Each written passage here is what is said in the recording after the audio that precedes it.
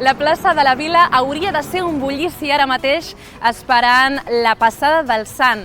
La confraria estaria ultimant detalls i en aquest mateix carrer hi hauria una llarga cua de gent esperant el seu tros de la coca de Sant Anastasi. Però res de res. Aquest any les festes de maig es fan de forma confinada i no als carrers.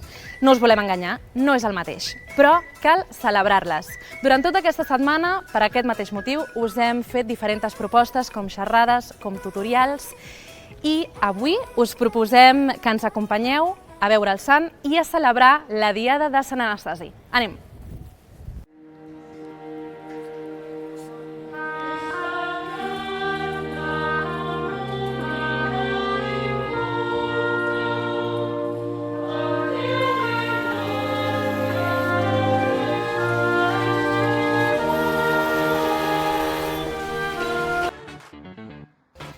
La música és una de les parts essencials d'aquestes festes de maig. Concerts grans i petits inundant Badalona i la referència la trobem aquí, al Turó d'en Caritx.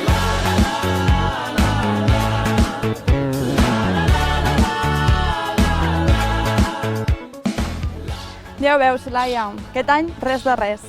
Absolutament desert, però tot i així et veig amb el got. És que el got s'ha de portar sempre per si de cas.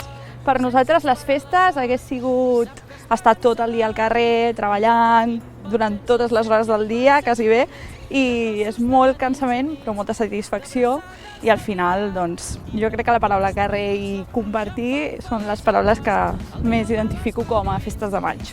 Però Txell, ara estaríeu en el moment àlgid, no?, de feina? Sí, segur que, mira, ahir haguéssim dormit ben poc i avui estaríem muntant el dinar popular a la Plana una mica cansadots.